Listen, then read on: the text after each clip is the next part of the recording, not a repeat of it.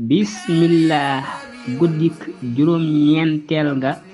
ku ca julli ñeenti rakaa bu ci nekk nga jàng ca fatiha benn yoon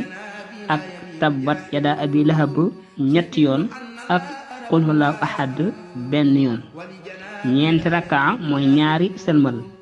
fatiha benn yoon tabbat yada abi lahab ñetti yoon ak qul huwallahu ahad benn yoon. kon day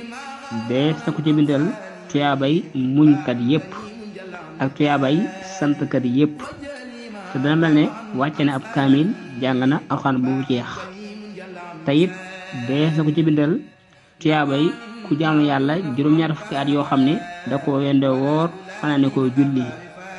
te it yàlla dana diggal ñaari malaayika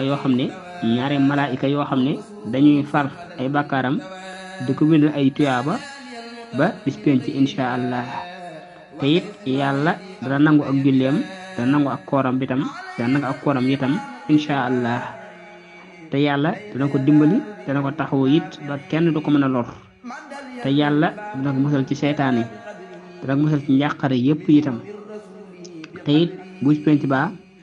yàlla dana ko boole ci ñi nga xam ne du ñu gis lu leen ragalloo mbaa lu leen di jàqaloo laa xawfun alayhim wala hum yaxzanoon te it yàlla dana ko ubbil juróom-ñetti bunti àjjana yépp mu dugg ca bu ko neex te it deesu ko xisaab te kenn du ko xisaab insha allah